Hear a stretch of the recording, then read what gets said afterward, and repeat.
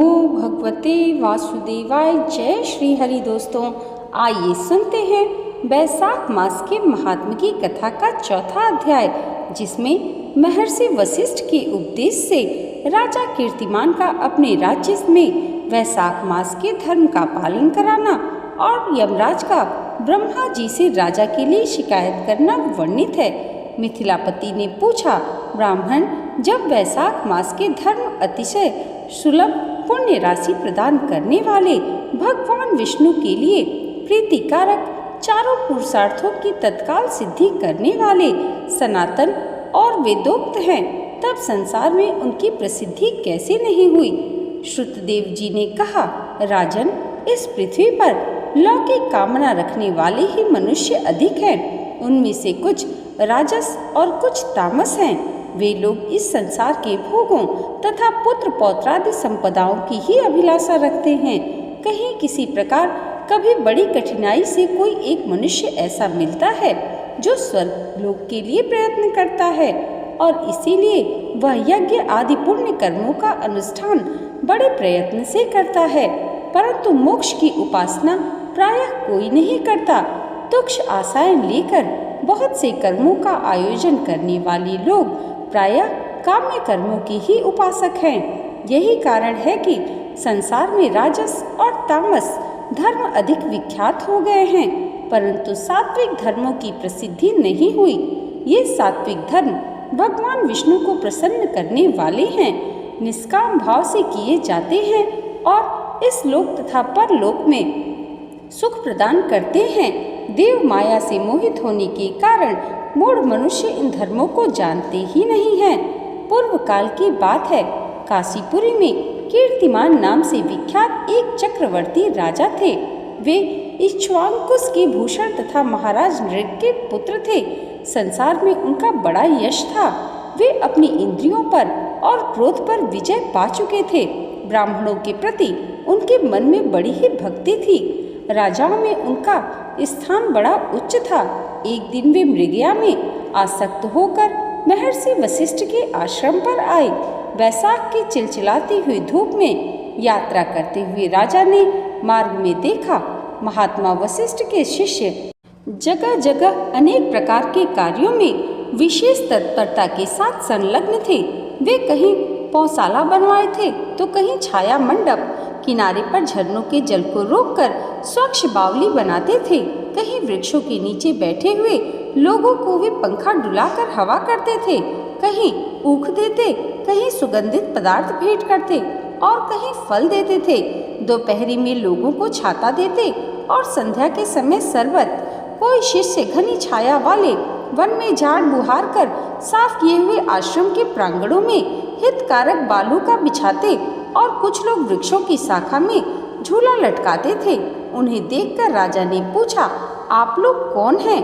उन्होंने उत्तर दिया, हम लोग महर्षि वशिष्ठ के शिष्य हैं। राजा ने पूछा, यह सब क्या हो रहा है? वे बोले, ये वैशाख मास के कर्तव्य रूप से बताए गए धर्म हैं, जो धर्म, अर्थ, काम, मोक्ष चारों पुरुषार्थों के साधक हैं। हम लोग गुरुदेव वशिष्ठ की आज्ञा से इन धर्मों का पालन करते हैं। राजा ने पुनः पूछा, इनके अनुष्ठान से मनुष्य को कौन सा फल मिलता है? किस देवता की प्रसन्नता होती है? उन्होंने उत्तर दिया, हमें इस समय यह बताने के लिए अवकाश नहीं है। आप गुरु जी से ही यथोचित प्रश्न कीजिए। वे महायशस्वी महर्षि इन धर्मों को यथार्थ रूप से जानते हैं। शिष्यों से ऐसा उत्तर पाकर राजा शीघ्र ही महर्षि वशिष्ठ के पवित्र आश्रम पर, जो विद्या और योग शक्ति से संपन्न था, गए। राजा को आते देख महर्षि वशिष्ठ मन ही मन बड़े प्रसन्न हुए। उन्होंने सेवकों सहित महात्मा राजा का विधि पूर्वक आतिथ्य सत्कार किया। जब वे आराम से बैठ गए तब गुरु वशिष्ठ से प्रसन्नता पूर्वक बोले, भगवान, मैंने मार्ग में आपके शिष्यों द्वारा परम आश्चर्य में शुभ कर्मों का अनुष्ठान होते देखा है, किंतु उसके संबंध में जब प्रश्न किया तब उन्होंने दूसरी कोई बात न बताकर आपके पास जाने की आज्ञा दी। उनकी आज्ञानुसार मैं इस समय आपके समीप आया हूँ। मेरे मन में उन धर्मों को सुनने की बड़ी इच्छा है, अतः आप मुझसे इसका वर्णन करें। तब महायशस्वी वशिष्ठ जी ने प्रसन्नतापूर्वक कहा, राजन, तुम्हारी बुद्धि को उत्तम शिक्षा मिली है, अतः उसने यह उत्तम निश्चय किया है, भगवान विष्णु की कथा के श्रवण और भगवत धर्मों के अनुष्ठान में जो तुम्हारी बुद्धि की आत्यंतिक प्रवृत्ति हुई है, यह तुम्हारे किसी पुण्य का ही फल है, जिसने बैसाख मास में बताए हुए महाधर्मों के द्वारा भगवान श्री हरि की आराधना की है। उसके उन धर्मों से भगवान बहुत संतुष्ट होते हैं और उसे मनोवांछित वस्तु प्रदान करते हैं। संपूर्ण जगत के स्वामी भगवान लक्ष्मीपति समस्त पाप राशि का विनाश करने वाले हैं। वे सूक्ष्म धर्मों से प्रसन्न होते हैं, केवल परिश्रम और धर्म से नहीं। भगवान विष्णु भक्ति से पूजित होने पर अभीष्ट वस्तु को प्रदान करते हैं, इसलिए सदा भगवान विष्णु की भक्ति करनी चाहिए। जगदीश्वर श्री हरि जल से भी पूजा करने पर और शेष क्लेश का नाश करते हैं और शीघ्र प्रसन्न होते हैं। बैसाख मास में बताए हुए ये धर्म थोड़े से परिश्रम द्वारा साध्य होने पर भी भगवान विष्णु के लिए प्रीतिकारक एवं शुभ होने के कारण अधिक व्यय में सिद्ध होने वाले बड़े बड़े यज्ञादि कर्मों का भी तिरस्कार करने वाले हैं। अतः हे राजन, तुम भी बैसाख मास में बताए हुए धर्मों का पालन करो और तुम्हारे राज्य में निवास करने वाले अन्य सब लोगों से भी उन कल्याणकारी धर्मों का पालन कराओ। इस प्रकार से बैसाख धर्म के पालन की आवश्यकता को शास्त्रों और युक्तियों से भली भांति सिद्ध करके वशिष्ठ जी ने बैसाख मास के सब धर्मों का राजा के समक्ष वर्णन किया। उन सब धर्मों को सुनकर राजा ने गुरु की भक्ति भाव से पूजन किया और घर आकर वे सब धर्मों का विधि पूर्वक पालन करने लगे। देवाधिदेव भगवान विष्णु में भक्ति रखते हुए राजा कीर्तिमान देवेश्वर पद्मनाभ के अतिरिक्त और किसी देवता को नहीं देखते थे।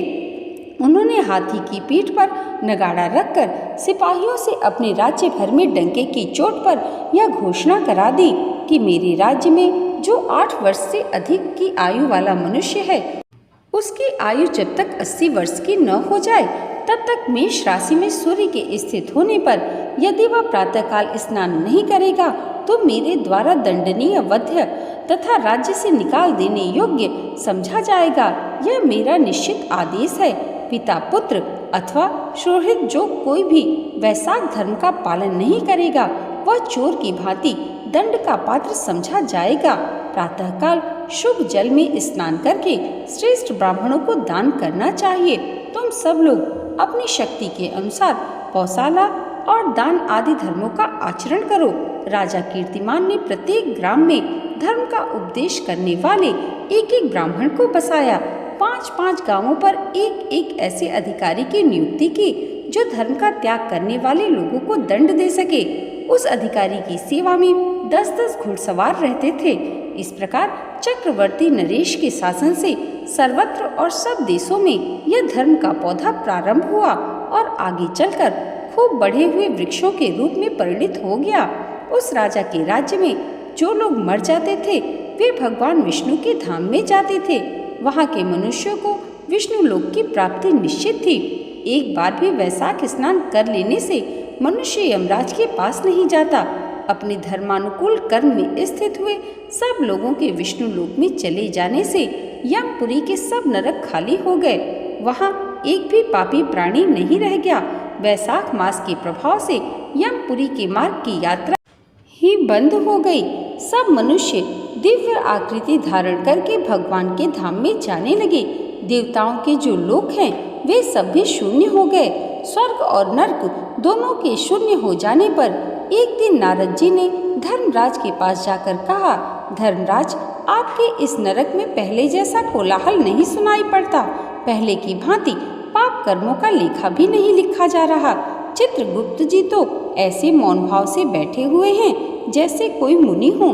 महाराज, इसका कारण तो बताइए। महात्मा नारद के ऐसा कहने पर राजा यम ने कुछ दीनता के स्वर में कहा, नारद, इस समय पृथ्वी पर जो यह राजा राज्य करता है वह पुराण पुरुषोत्तम भगवान विष्णु का बड़ा भक्त है। उसके भय से कोई भी मनुष्य कभी वैशाख मास का उल्लंघन नहीं करता। उस पुण्य कर्म के प्रभाव से सभी भगवान विष्णु के परम धाम में चले जाते हैं। मुनि श्रेष्ठ, उस राजा ने इस समय मेरे लोक का मार्ग लुप्त सा कर रखा है, स्वर्ग और नर्क दोनों को शून्य बना दिया है। अतः ब्रह्मा जी के समीप जाकर यह सब समाचार उनसे निवेदन करके तभी मैं स्वस्थ होऊंगा। ऐसा निश्चय करके यमराज ब्रह्मा जी के लोक में गए और वहां बैठे हुए उन ब्रह्मा जी का दर्शन किया, जिनका आश्रय ध्रुव है, जो इस जगत के बीज तथा सब लोगों के पितामह हैं और समस्त लोकपाल, दिक्पाल तथा देवता जिनकी उपासना करते हैं। ब्रह्मा जी ने यमराज को देखा और यमराज ब्रह्मा जी के आगे पृथ्वी पर गिर पड़े। फिर यमराज ने कहा, कमलासन, काम में लगाया हुआ जो पुरुष स्वामी की आज्ञा का ठीक ठीक पालन नहीं करता और उसका धन लेकर भोगता है, वह काठ का कीड़ा होता है। जो बुद्धिमान मनुष्य लोभवश स्वामी के धन का उपभोग करता है, वह 300 कल्पों तक तिर्यक योनि रूप नरक में जाता है। जो कार्य में नियुक्त हुआ पुरुष कार्य करने में समर्थ होकर भी अपने घर में ही बैठा रहता है, वह बिलाव होता है। देव, मैं आपकी आज्ञा से धर्म पूर्वक प्रजा का शासन करता आ रहा हूँ। मैं अब तक मुनियों और धर्म शास्त्रों के कथनानुसार पुण्यात्मा को पुण्य के फल से और पापात्मा को पाप के फल से संयुक्त किया करता हूँ, परंतु अब आपकी आज्ञा का पालन करने में मैं असमर्थ हो गया हूँ। कीर्तिमान के राज्य में सब लोग वैशाख मासोक्त पुण्य कर्मों का अनुष्ठान करके पितरों और पितामहों के साथ वैकुंठ धाम में चले जाते हैं। उनके मरे हुए पितर और मातामह आदि भी विष्णु धाम में चले जाते हैं। इतना ही नहीं, पत्नी के पिता, ससुर आदि भी मेरे लेख को मिटाकर विष्णु लोक में चले जाते हैं। देव, बड़े बड़े यज्ञों द्वारा भी मनुष्य वैसी गति नहीं पाता जैसी वैशाख मास में मिल रही है। संपूर्ण तीर्थों से, दान आदि से, तपस्याओं से, व्रतों से अथवा संपूर्ण धर्मों से युक्त मनुष्य भी उस गति को नहीं पाता जो वैशाख धर्म तत्पर हुए मनुष्य को प्राप्त हो रही है। वैशाख में प्रातःकाल स्नान करके देव पूजन, मास महात्म्य की कथा का श्रवण तथा भगवान विष्णु को प्रिय लगने वाले तदनुकूल धर्म का पालन करने वाला मनुष्य एकमात्र विष्णु लोक का स्वामी होता है। और जगतपति भगवान विष्णु के लोक की तो मेरी समझ में कोई सीमा ही नहीं है, क्योंकि सब ओर से कोटि कोटि प्राणियों का समुदाय वहां पहुंच रहा है, तो भी वह भरता नहीं है। इस संसार में पवित्र और अपवित्र सभी लोग राजा की आज्ञा से वैशाख मास के धर्म का पालन करके विष्णु लोक को जा रहे हैं। लोकनाथ, उसकी प्रेरणा से संस्कारहीन मनुष्य भी वैशाख स्नान मात्र से वैकुंठ धाम में चले जाते हैं।